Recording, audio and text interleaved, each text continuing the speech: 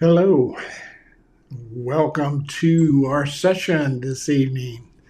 Uh, this is Communication Excellence, and I'm going to be talking about the uh, newsletter we did that had to do with faith, family, and um, how they kind of tie with leadership and how you kind of don't want to try to separate all of that in your life. You want to kind of figure out how to make it all work together, which is probably a good way to think about it when you get to it.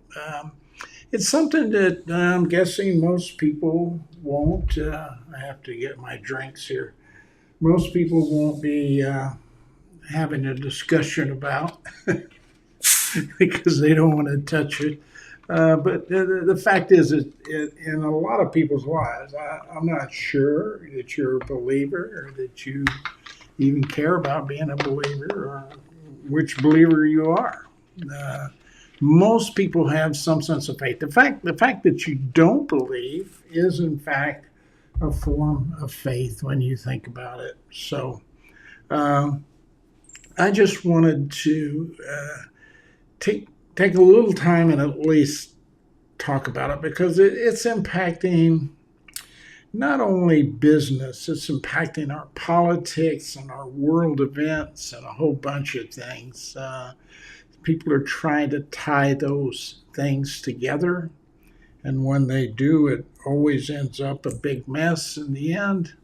And so I just thought, well, maybe what we'll do is try to see if we can figure out um what's going on with all of that and try to figure that out as part of the process. What I'd like to do is get over here and see if I can uh,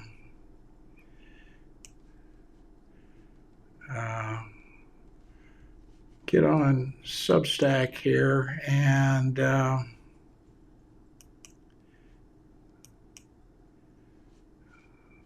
see if I can see the Substack group on here. It's kind of like I'm supposed to be able to go to the home here and be able to see us online, but I'm having a hard time doing that. It's one of those things where when you get to it, uh, it's kind of difficult to see or make happen. Let's see. This says that I'm supposed to be able to look at that. There I go. Okay. Okay.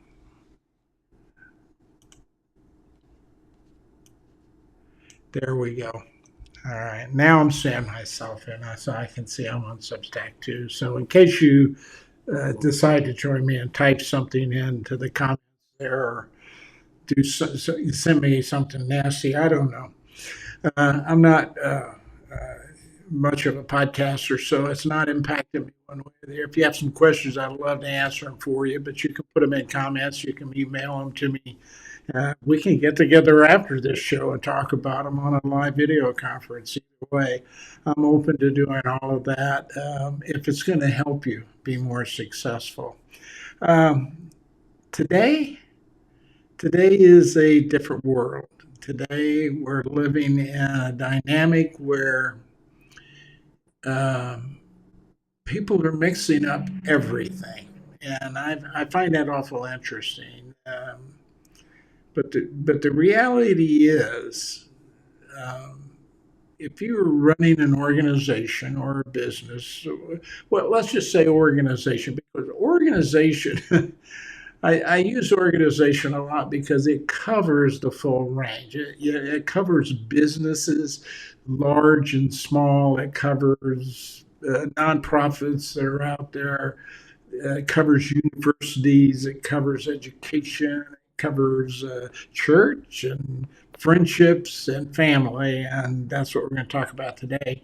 And just a whole bunch of other things. It includes the world that we live in, for that matter. All of that, you think about it, wherever there's groups of people, there are organizations, and wherever there are organizations, there are leaders. Yeah, excuse me. Allergies are still high in Oklahoma today, and so hopefully I'm taking some medications to overcome that. So if I kind of go wandering off, it might be because of the medication, but not really.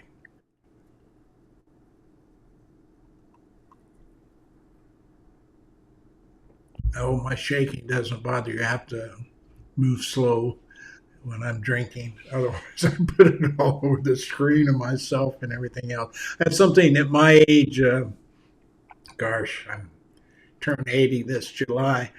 And at my age, things just happen that you didn't know were going to happen all through your life, and all of a sudden here they are at this age. And essential shaking is one of those things. I don't remember putting it on the application form when I was born that I wanted to have uh, essential shaking. I will also probably be off the air sometime around May, June, maybe even into July. Um, it appears I need a hip replacement, so that will be fun to do. All of that comes with a little bit of age, but the good news is it fixes the problem and makes it a lot easier for me to do things later, like walk. So there's a lot going on in people's lives, but you just have to take it as it comes to you and recognize you have the capacity to handle it, and you will handle it, and most people do. Um, so that's kind of what I want to talk about tonight, the impact. So have all these organizations, and they all intermingle, and it has an impact on the way people behave in between organizations, or it also has impacts on expectations of what people have of organizations and what organizations have of people. I have heard ever since I stepped into the business world, you got to keep personal life separate from business. Keep personal life separate from business, and don't get involved with people's personal life. Don't get involved with their personal whatever problems they're having. And I'm here to tell you that after 50 years of after about 45 years of being in consulting and um, working with people and organizations, and as a leader, executive leader, uh, you can't do that. You can't do that and have any concern or any empathy for your people whatsoever. So I would tell you that's if you're wanting and looking for leadership advice, let me raise this up a little bit. There we go. If you're wanting to look for leadership advice, I would tell you get to know your people. Get to know your people, and I'm not sure you want to delve into trying to bail people out of things, but I know bosses that have, and because it was a good employee and that person needed a second chance in life. So I've seen that happen, and some people call that leading with your heart, and that's part of what we're going to talk about this evening. So let me just kind of move over here and let's see. I don't know if I got my system all totally set up here, um, and I don't. So I'll just use this. This will work fine. Um, let's move on over here to the presentation side of things. Okay, there we go. So I'd like to talk a little bit about the, what I call the leadership edge. It's about faith, and it's about family, and it's about ties that you have with other people, friends, churches, professional organizations, all that kind of stuff. All of that personal stuff that we're not supposed to talk about in business. But if you don't, you really are not a very good leader.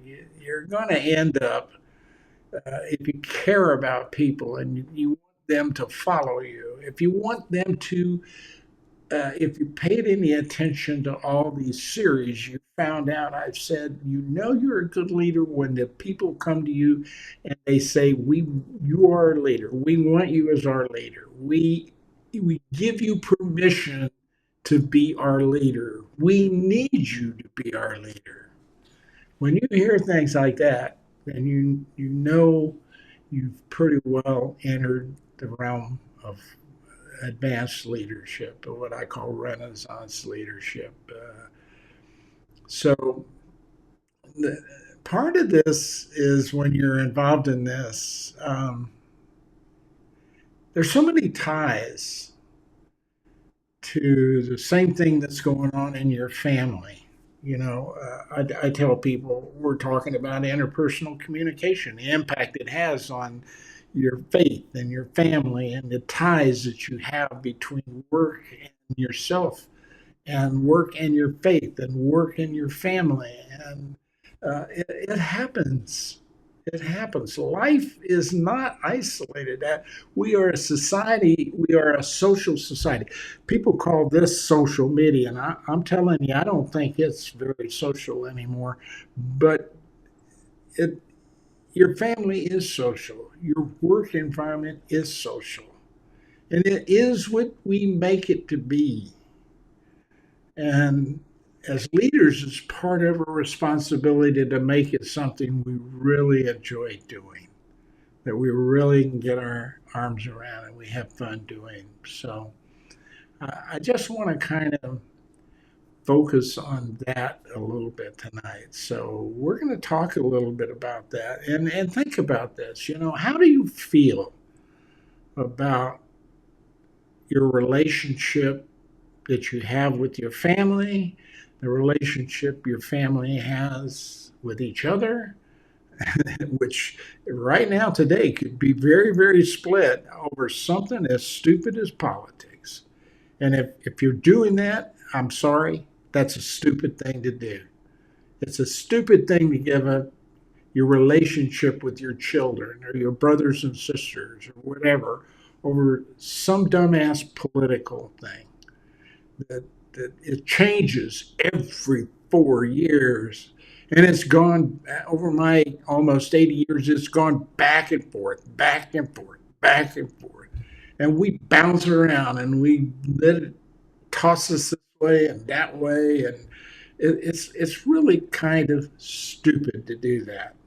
Now, people are doing it all the time. So, are we all stupid? I think so, probably to a little bit of an extent. Was the lady that was talking about Donald Trump and said that basically he was a, well, I won't say it, but it was a nasty thing. It doesn't conjure up good thoughts if you think about it. And then the guy asked her, "Didn't you vote for him 3 times?" And she said, "Yeah, I guess that makes me an idiot." So there are some people recognizing this. There are some people recognizing this.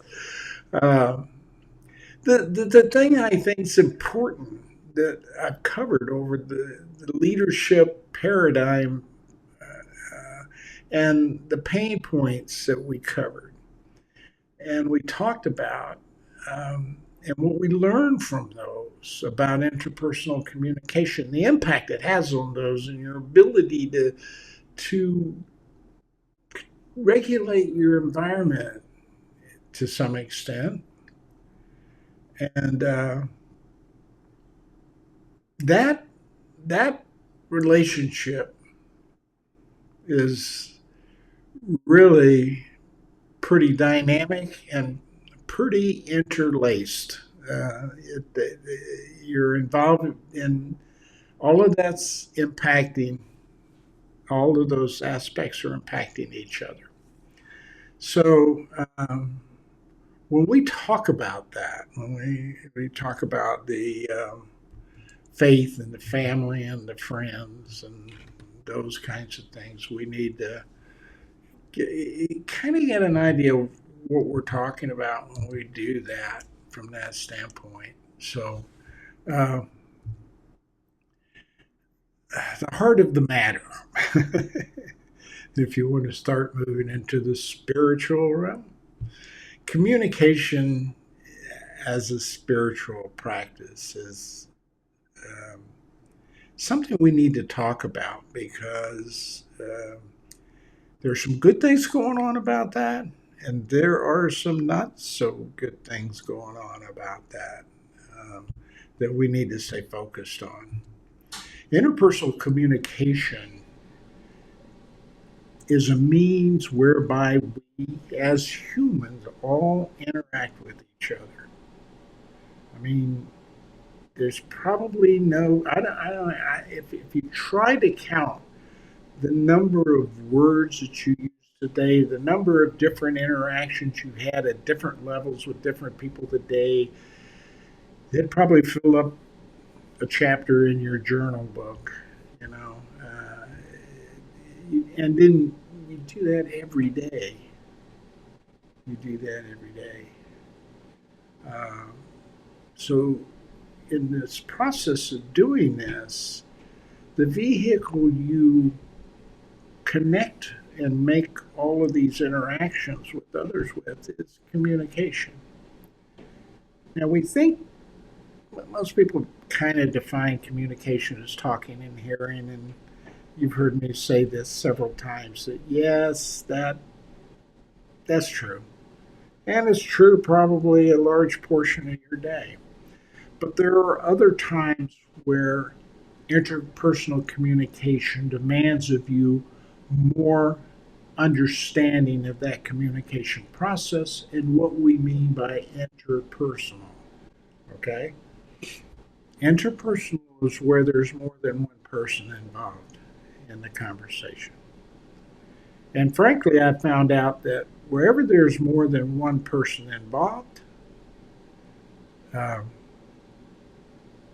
you begin with interpersonal communication and you pretty much end with interpersonal communication. So you're doing that from that standpoint. There's just a lot of things going on that you're dealing with that interpersonal communication is involved with.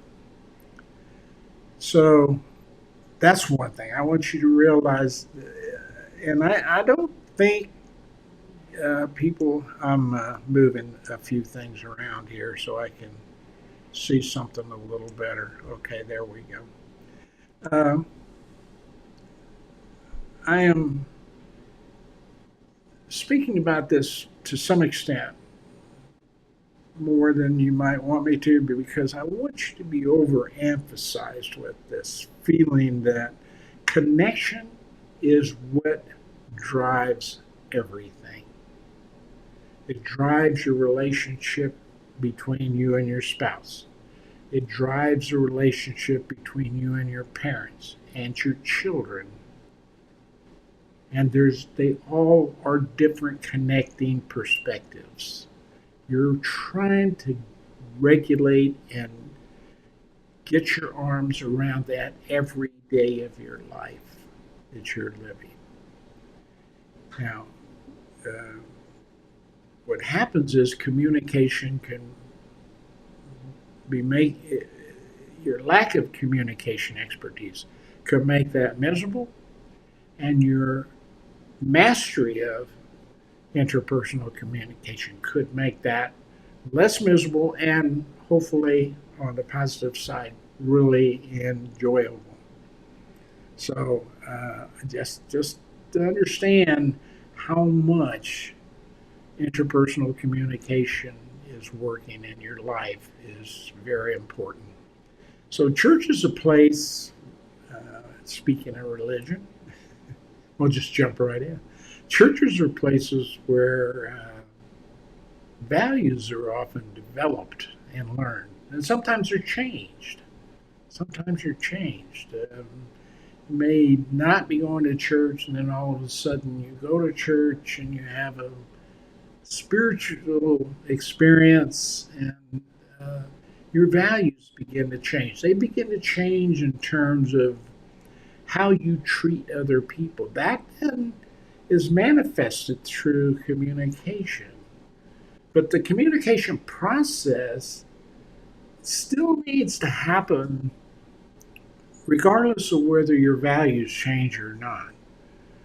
But how you impact other people, whether they want to hear what you have to say or not, often has to do with the values that, that they have and your ability to recognize those and adapt to them in a way that makes somebody want to communicate with you. You can certainly come at somebody, hit on one of their core values, and really piss them off.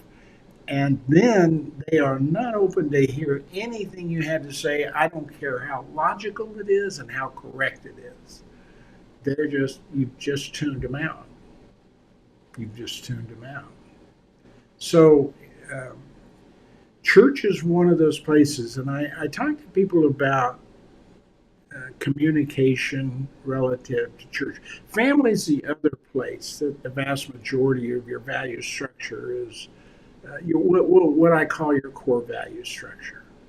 Now, if you can think of values in terms of a centrifugal circle, that's several circles, and they keep getting smaller and smaller and smaller until you have just a small circle in the middle. But if you started something spinning, centrifugal means the power or the force of it pushes outward, and but the inner core stays pretty stable, but the force develops stronger as you move to the outside. But in this case, it's sort of almost reversed. The core value structure, those core values, you may only have three or four of them. They maybe they formulate around things like love and hate, and things like racism and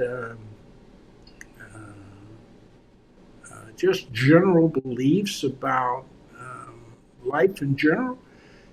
These core values tend to be evolved in your early life and throughout your life. Don't steal, you know, love your neighbor, don't hate them, don't tell a lot of lies, don't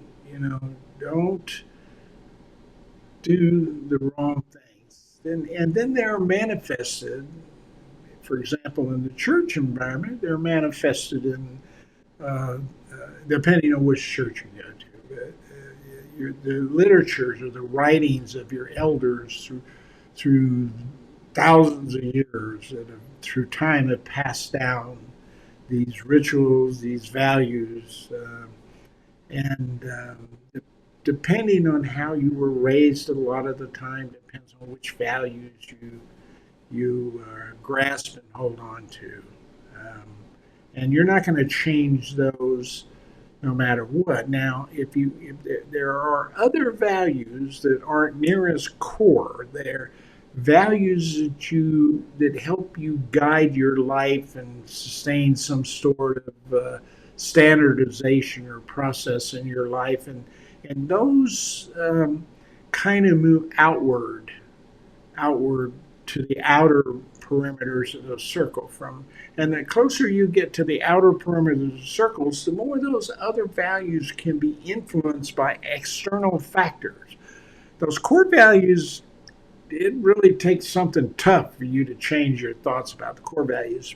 But other things might be style of dress, or you have to, be clean shaven and wear a suit at work. That's a value that you may agree or disagree with.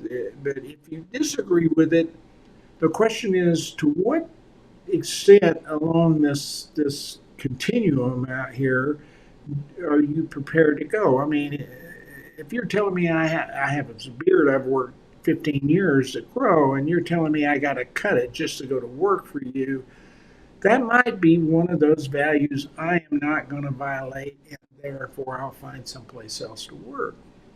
Or it might be, okay, if I got it, I got it because I really like this job. This looks like a good opportunity. So uh, values come along in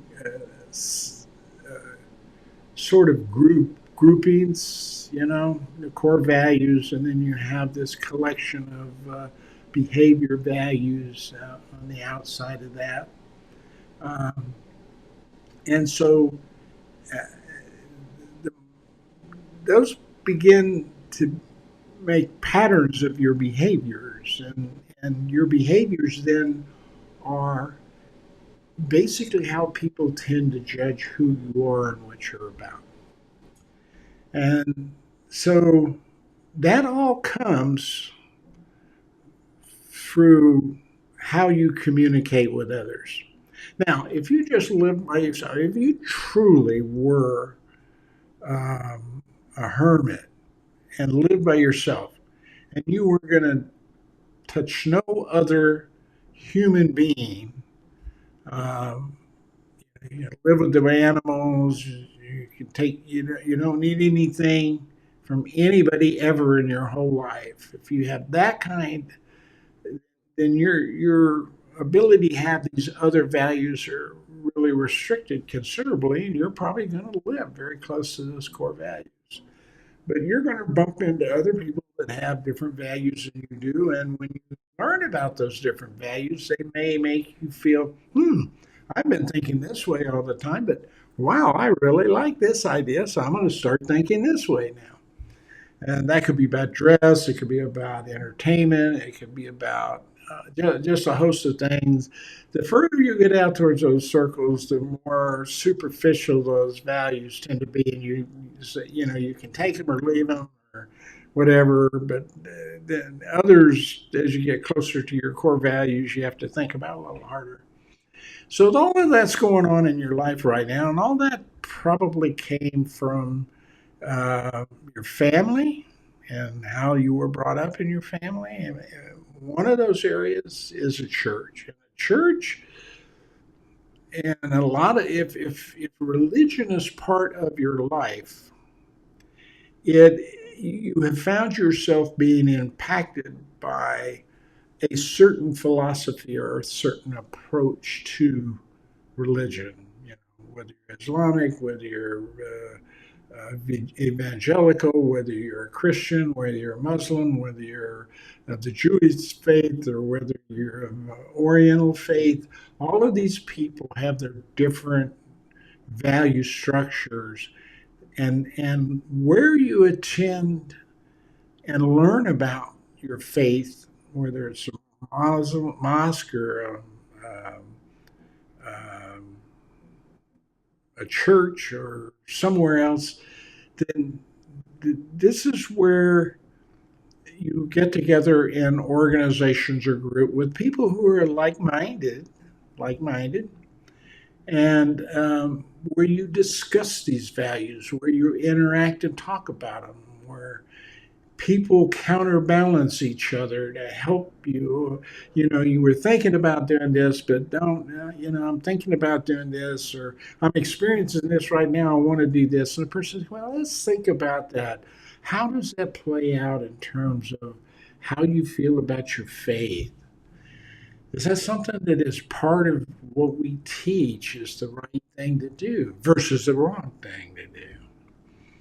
A lot of people are always talking in church about the right things to do. They have something called the fruit of spirit. I think it's somewhere around Galatians 19 to 22, somewhere in there. And for you Christian people, I don't know where it would be in the Jewish or the Muslim or any other. I'd have to go find that. But I bet you there's something like it. And they call it the fruit of spirit.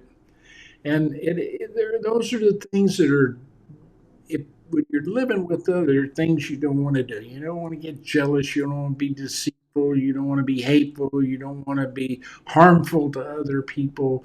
I mean, there's a list, okay?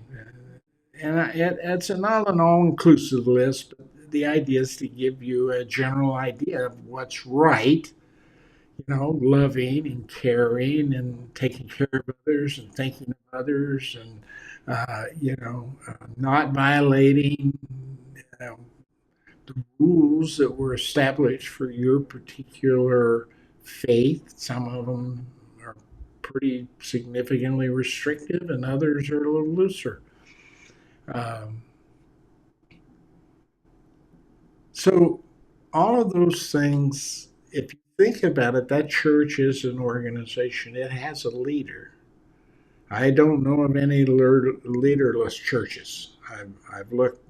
People keep telling me about leaderless organizations. I still, in all my years, have never ran into one that really was leaderless. Even if you crash on an island and there are 10 of you that survive, and nobody knows anything about any other person, somebody's going to, as you interact, somebody's going to come to the surface as either knowing more, being stronger, whatever it might be. And that person is going to normally be who people turn to, and you have a leader. All of a sudden, you have a leader of a leaderless group. That's how that evolves. It's continued to evolve. It's why flattening organizations doesn't work. It doesn't work. It's not a natural tendency. What we should be talking about is how can we enhance the leadership structured hierarchical organization? How can we make that better? That's what leadership development is supposed to be doing, but I don't think they've been very successful over the 50 years I've been working with it. I mean, we have had groups of us that have done things. I count myself in one of those, but I count many, many more people that I know that are part of that too, that have help people become better leaders, and they are operating better companies and are better leaders. So I have helped people become better leaders inside a company or an organization, if you will, that are somewhat better, or if not much better, than most of the leaders in that organization based on the development we did. And they're still just one out of 40, 50 people who are in the leadership role. So you have one good leader, and unfortunately that's the dilemma with leadership development out there now. You can't do it, and social media is not going to impact that. It's not going to make better leaders faster in larger groups. It's just not going to happen. uh, so anyway, the idea here is the church, for example, is a good place for you to get a grasp on where the values are. So if somebody comes to you and says, "I'm a Presbyterian and I go to church every, 4 times a week," and I look at the Old Testament or the New International Version of the Bible, and the Bible's what I go by. That says a lot about what you're going to expect out of somebody who comes to church, or I mean, goes to church, who works for you. You can begin to make some assumptions about their values. Now, I caution you not to overjudge those until you see how these people really act. Because guess what? A lot of people who are brought up within these environments and or choose to work into these environments like a church, whatever, are not committed to everything that's being said. All those things in the fruit of the spirit, all those good things, don't necessarily transfer out into real life situations. So that's one of the dynamics that you have to understand. Right now, we're battling this in the United States of America. Iran's battling it. You have a whole group of people in Iran who don't want to be under a particular, I think, well, I don't know which Muslim sect they are, but a particular Muslim sect in Iran, that they run the country as a theocracy. And a lot of the citizens around don't want that, but they're bound by that and they're controlled by that. And that's one of the dynamics that can happen in a church environment is you can believe in all of this stuff, you can do all of this stuff. What creates the church environment is not the Bible. The Bible has some of the most horrendous, sexually driven and really fantastic stories that you can read, with the idea that there's some stuff that they're doing and telling you is the right way versus the wrong way. They have to tell these really horrible stories to tell you what kind of things, you know, why that happened and why you don't want to be that way and why this way is a better way. And so, so you know, this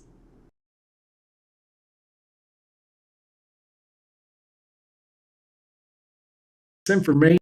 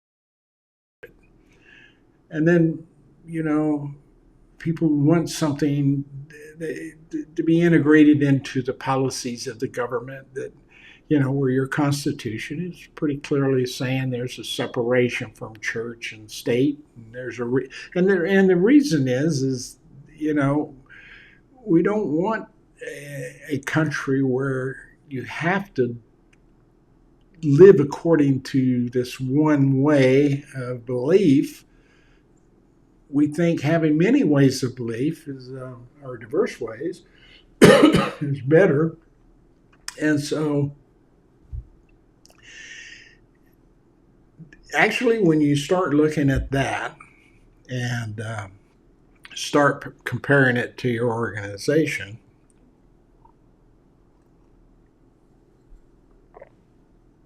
you see a lot of similarities. You can see some similarities to a pastor who is basically saying you've got to toe the line, and an authoritarian boss that says this is the way it ought to be done. Okay, I I have seen very few churches when the pastor's up there uh, giving their teaching or their sermon. I've seen very few people raise their hand. Hey, I kind of disagree with that a little bit. Can we talk about it? No, not here. We only have 40 minutes. Come see me after. Well, I like a lot of people's opinions on this, and that they're not going to be 50 or 60 people in your room when I come to visit. So you see, the dynamic is you can find all kinds of environments out there that are challenging who you are as an individual, challenging your thought processes, challenging how you think you ought to believe, trying to put restrictions on how you think or should believe. And we call that being unduly influenced. And that's a potential in that church environment. And how that happens is through the interpersonal communication process. So, uh, on the other hand, you could be learning a lot of things that you're going to be taking back to your work environment, like maybe want to live in your work environment with grace and a lack of judgment of other people. So somebody is doing some things and they've said a couple of things about you behind your back to some other people who have told you about that.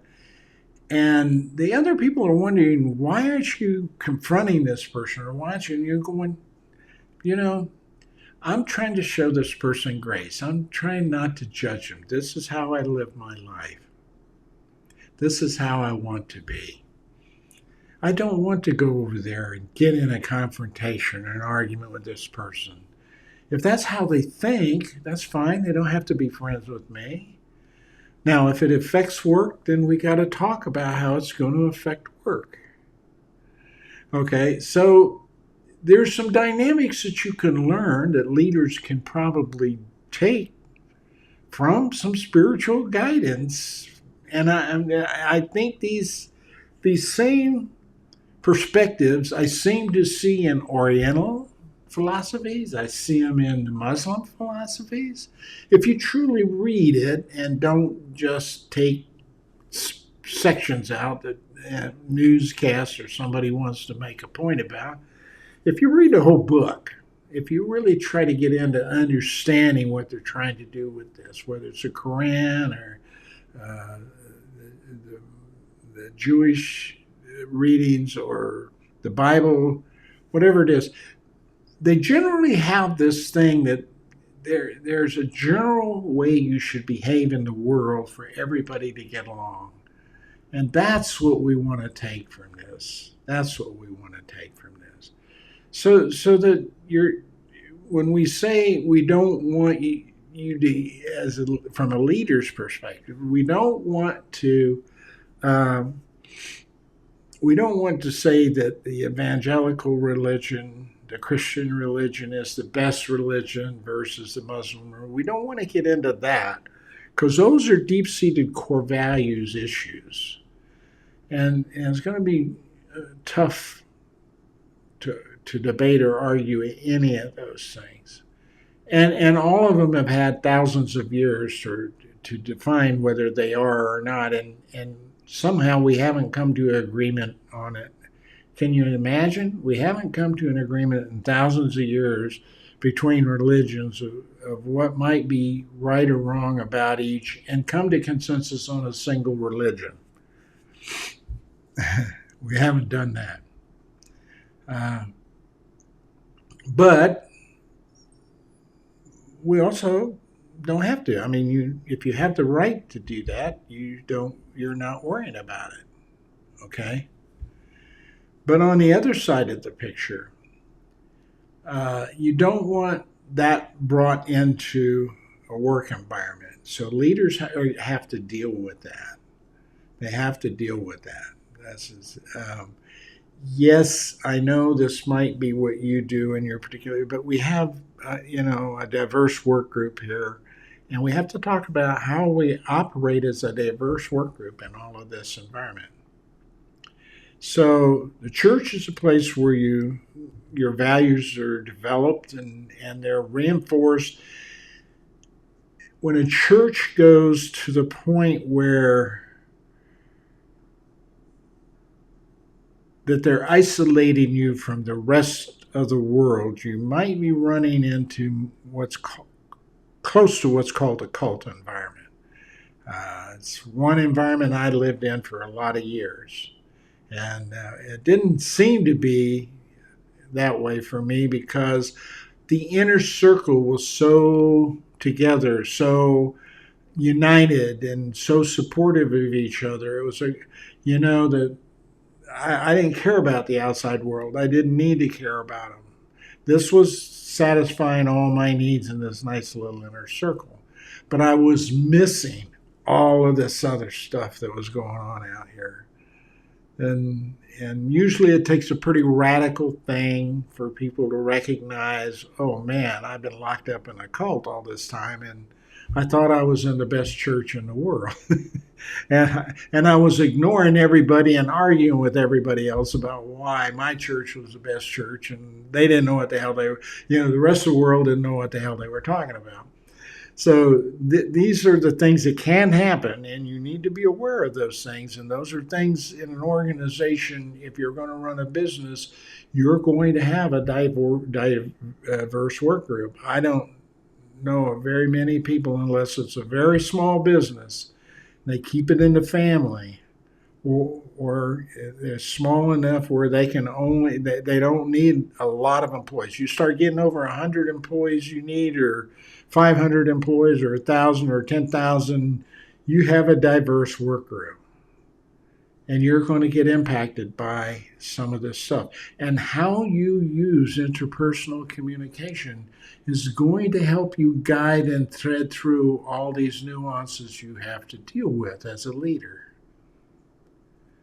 It can tell you, if you understand a little bit about what's going on in a particular philosophy or religion, you have the capacity to at least hear and empathize with somebody.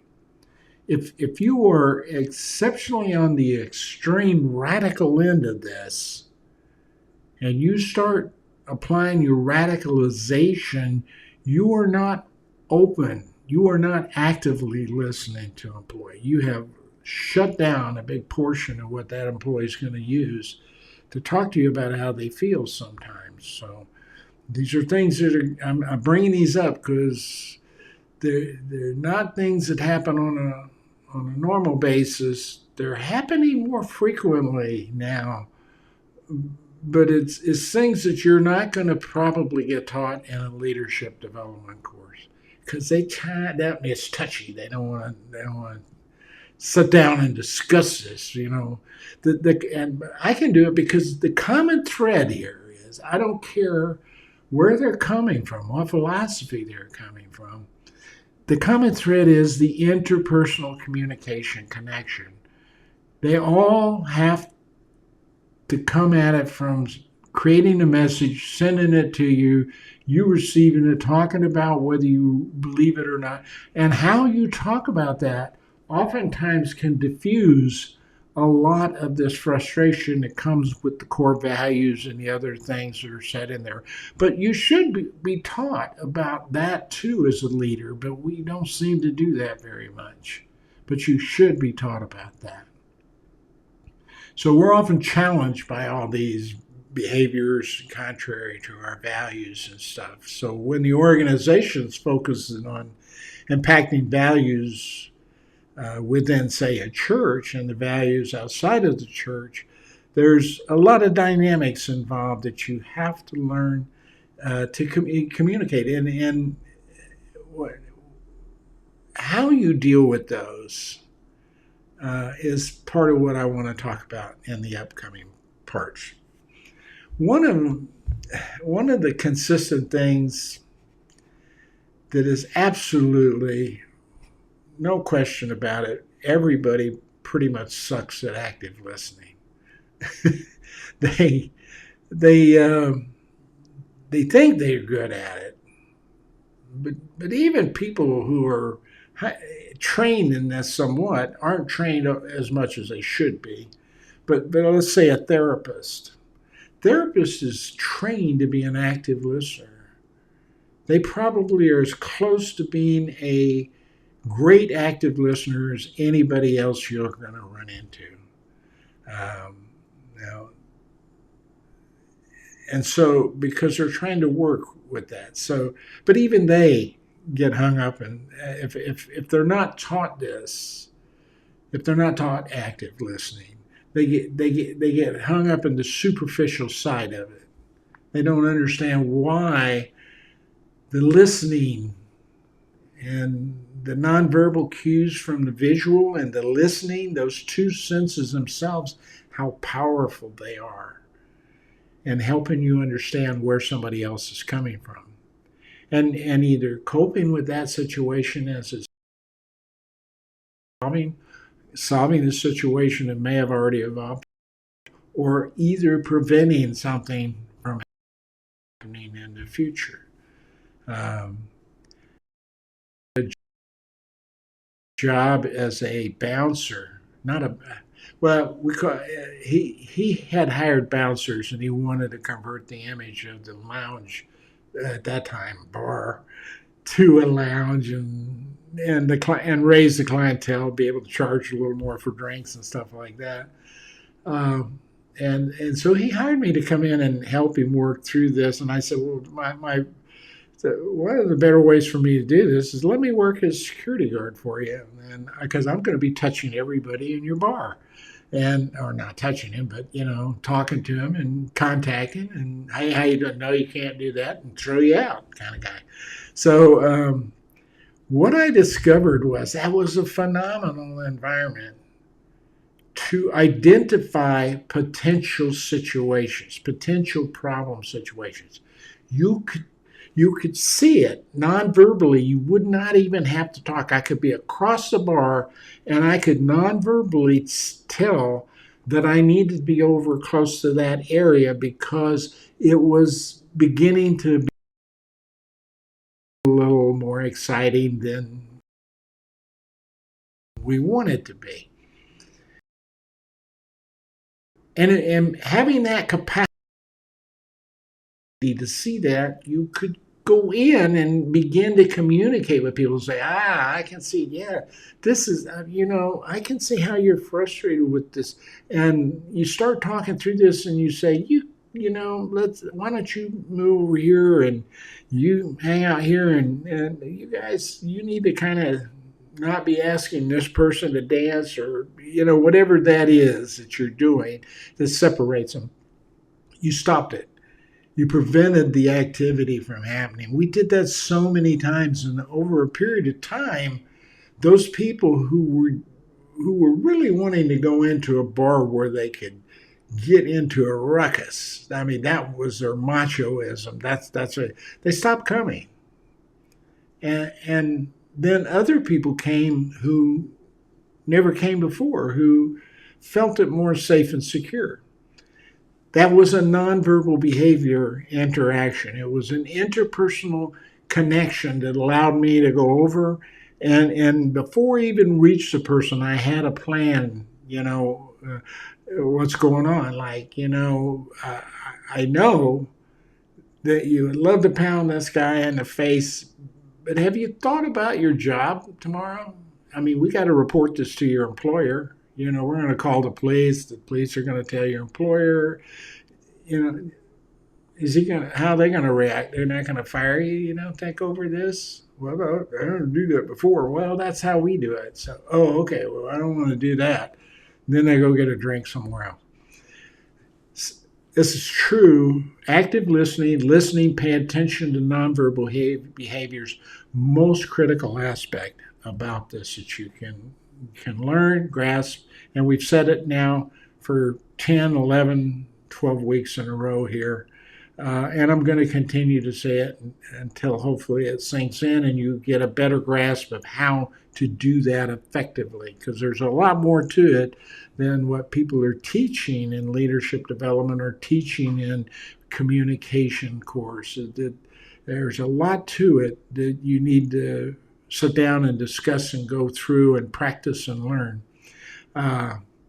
In the personal realm, nonverbal communications critical for evaluating messages. Active listening is critical for showing respect and understanding. And in families, particularly as children go older and developing their differing points of views, a lot of times in a faith environment, kids grow up in a faith environment, the parents are just absolutely distraught if the child goes, I don't think I want to do that. It's not for me. And they go, you grew up in this your whole life. And you go, yeah, but I was out here and I found this, and I like. I don't know. It fits me better, Dad. No, you can't do that. See, that's part of what gets to be disruptive when you start taking these values and restricting people, and particularly when they get to the age where they can begin to make some decisions on their own. Now, hopefully, if they're telling you they want to join a cult, you could try to talk them out of that too. But frankly, I've found that doesn't work very well, to be honest with you. They almost have to be in it, get in it, and then you not lose touch with them because they're in it. So when they ask a question, they all of a sudden discover, oh, maybe I'm in over my head here. What do you think? You're there for them. You're there for them. That's why I tell people don't get engaged in judging and trying to ridicule MAGA. There are a lot of great people in MAGA. It's not made up of a bunch of blithering idiots that don't care about anybody, that just simply want to idolize Donald Trump. There was a need. He told him he would give them. And that's how he got elected by this group of people. It wasn't that they necessarily cared about Donald. A whole bunch of them tell you that, if Donald would give me, more higher wages or, lower costs and all that, food and all that kind of stuff, I don't care what he says or does. I mean, I've seen other people do that. I just care about him delivering this. And he said he would deliver that. Well, now that he hasn't, they're beginning to question that. And that's not a group of people that you want to ridicule or judge. You want to help them. You want to be there for them when they ask questions. And you do that with learning how to actively listen and the questioning process. Well, learn a lot about how to ask right kinds of questions, when to ask them, how to ask them, those kinds of things. So as people begin to respond to you, you get them in this mode of almost self-discovery. They're answering their own question by you simply raising a question, and they go, by thinking through it and responding to you, they come up with that kind of answer. So this active listening, all this kind of stuff is critical. It's also critical for you to develop what you need in yourself as a leader and as an individual to make sure you're asking the questions that are right for you. Okay? And we don't teach that to leaders. Think about yourself. I want to know what's right for you. Tell me more about you. How do you think about you? What do you think about you? Really, single biggest thing we've missed in leadership development, in my mind, over the last 5 decades. So this personal realm of nonverbal communication is critical, along with this active listening. Interpersonally, this is how we're connecting. This is how we're talking to each other in an environment. I'm showing you this as a leader. This is a personal environment. But this happens in churches. This is where we have debates. This is where people get upset about churches and leave them or come to them, either way, through these dynamics of how things are affecting their lives. People come to their bosses and talk to them about all kinds of things that are impacting their life. And that boss may not have the minute understanding of what's going on in their life, and will make a judgment that just turns them off, and they're gone. They quit, and they were a good employee. They were just struggling with this one issue. I've seen that so many times. And it's hard to get that leader to, because they're going, well, I can replace them. Well, hell, you can replace you. You can replace everybody. But what about that person? What about the people that were around them that kind of liked the job they were doing and liked working with them? And now you're going to bring in somebody new and disrupt that whole thing. And that means somebody has to train him. That's probably one of them. So all those dynamics are in play here. As a leader, there's so much more about this interaction that you need to learn and understand. The more you know and understand about this, the faster and better you will be as a leader. So active listening is critical. It's to help discern differences between what's practiced in a church and what you practice within your family at home. Okay? That happens a lot in the church environment. It happens in the business environment. People practice things differently at work than they do at home. Now,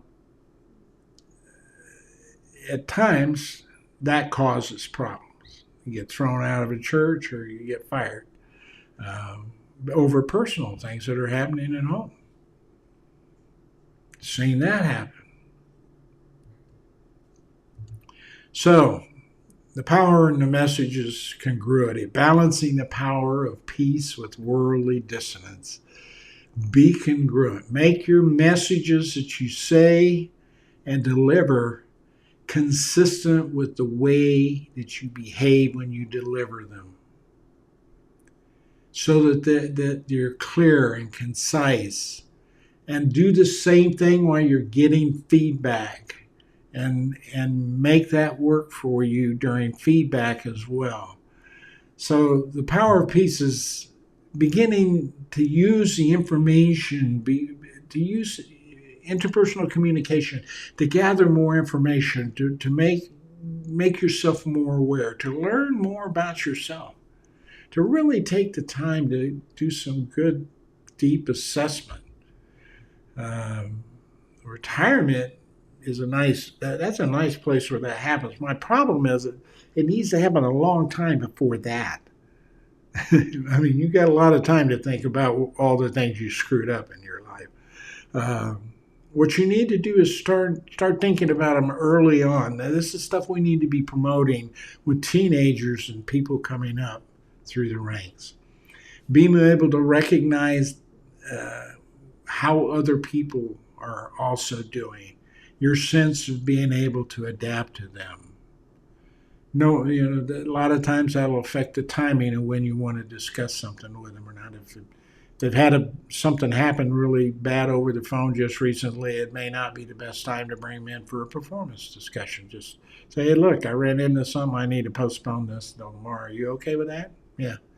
You actually didn't. They were able to feel like, oh, great, now I don't have to be pounded on that side too. So the value of navigating the conversations, that book I write, is all about this coming together, that communication process and how it fits with the psychological, interpersonal side of things with other people. I highly recommend that. Allowing others the power of self-discovery. There's your ability to question correctly, the ability to help somebody work through something as opposed to just telling them they're wrong and they're stupid. That carries the true weight of the message about interpersonal communication. To empower others, your nonverbal cues must align with the words and concepts and knowledge and how you're coming across to the person. So what you're saying to them, you got to use the right words, but that nonverbal has to back that up. When those two can connect and they're consistent, you're congruent, you have much more people are listening to you much more effectively. You got much better chance of getting your message across clearly. And clarity of message is a key point. So by fostering a culture of being open in your communication, transparent, talking about these things, don't let them fester, don't let them hide. Bring them to the surface, get them out, communicate. We can harness the collective intelligence of everyone, and this leads to better decision making and prevents minor misunderstandings from escalating into really divisive issues. And that happens in churches the same way it happens in businesses. Okay? You just may not see it because you're not in there every day. You may only be in there on Sunday. But trust me, these are happening in church environments also. Communicating the why. Okay, that's a good point too. Just as in business, communicating the rationale and vision behind a family or church problem issue you're discussing helps a lot. Don't just, this is where questioning your ability. I have a whole segment, and it's in Renaissance Leadership Odyssey or Renaissance Leadership podcast on YouTube. I have like a 5 hour series there on how to ask the right question and why you want to ask the question and some examples about it. And you should go look at that in light of understanding active listening. And I will tell you, you're not going to watch a video, even 5 hours of videos. You're not going to watch this video. You're not going to read a book and be able to go just do things. You have to get out and apply what you're learning. That's why I wrote workbooks with my communication books, so that you actually have to go out and do the exercise. It sounds simple. It's a go observe this now, but then you have to journal what you observed. Then you have to write something about how it's impacted what you did the next day, how you're going to use it to change what you did the next day, or something like that. Those are the kinds of exercises that are in these workbooks. They appear simple on the page, but if you do these things correctly and do them consistently time after time after time, over and over, you're going to get better, and it's going to be more second nature to you. And one of those things is, don't just hand somebody something. Don't show them how to do something. They have to understand it. The more they understand it, the better they will be at it in the end. Does it take a little more time? Yes. Is it time well spent, is what I say. Okay, so mastering the art of interpersonal communication is a journey that transforms not how we lead, but how we love, how we live. From the dinner table to the church hallway to your office and your office building, your ability to listen actively, align with nonverbal cues, and your value systems and how you want to live unlock a really deep level of connection that's important. So if somebody is telling you don't get close to your people, I'm telling you that's probably the worst thing you can do. You don't have to be best friends, but you have to have enough interaction and know how to connect with your employees and care about them enough so that they'll want to say to you, you are my leader. I want you to be my leader. I grant you the authority to lead me. Please lead me. I need you to lead me.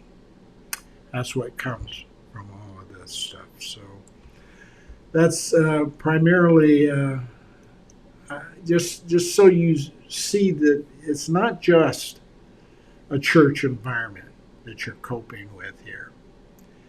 This is something that's happening in churches. It's happening amongst friends. It's happening in families that have struggles. It's happening in a lot of areas. The principles of what we're talking about in communication can help you connect and become more effective in helping other people as well as yourself in a host of different environments, not just your work. So this is kind of my way of hopefully helping you see that before we leave this realm of pain points for leadership. This would be the 11th one out of the top 10 that I would say is there. Just kind of reinforce your thoughts in those areas. If you have any kinds of ideas about this that you would like to talk about,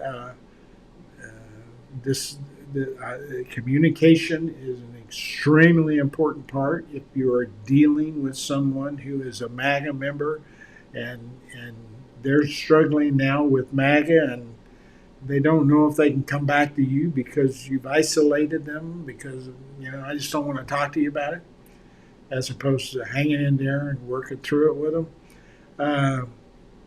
This is your opportunity to think about what I said here tonight and start back. Think about it. Get some help if you need it, because that person's worth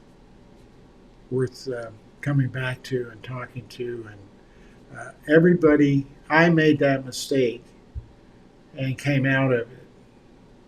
And nobody brought me out of it. It would have been much easier if I'd have had somebody to talk to. But I can tell you the damage, the psychological damage that happens by someone being unduly influenced, being part of a cult for 10 years, like they were with Donald Trump. Coming out of this, they're going to need a lot of help. And they need to know it's okay to ask for that help. Probably make life a lot better for you and a lot better for them if we learned how to do that. And interpersonal communication, learning more about this, getting really proficient at it, carry a long ways down the road. As I guess, I'm not a podcaster, but I'm told if you subscribe and join me and watch and comment and like and all those kinds of things, it helps more people see what we're showing you. Now, I put some of this behind a paid, most of this is behind a paid subscription. There's a lot of some of this that's free over on YouTube if you want to go over and watch those channels, but subscribe over there too. But I guess that subscription is how we do this. I am not a super fan of social media. I'd much rather be sitting here talking to you over a cup of coffee, you and I, or you and your group of 6 or 8 people, however many. But we would be close to each other. We would be practicing these interpersonal communication skills. And so if you do have questions, if it's something that you want to know more about, if you want to go find my books, they're on my website, victorvogel.com, victorlvogel.com. Either one of those will get you in there. I bought both of those. So you can buy those books. If you want to, if you read something and it's got you excited and you want to go out and try and play with it and you just have some questions, you can always call me and schedule one of these video conferences with me. I like video conferences. I don't like to do things through chats. I just don't feel you that way. I can't read you very well that way. At least with video conference, I can see you and I can talk and we can know each other a little better. So I'm inviting you to come share with me. Those are all free conversations. I don't charge for those. So I like talking about it. If I think I can help you, that's great. You have a good evening. And I hope you share this with some other folks and you guys start talking about this stuff seriously, because we really have some stuff we need to get out from under in this country. And good leadership is definitely something that's going to change what we need to do in that realm. So let me see if I can find what I'm supposed to do to finish this up. There we go. See you later.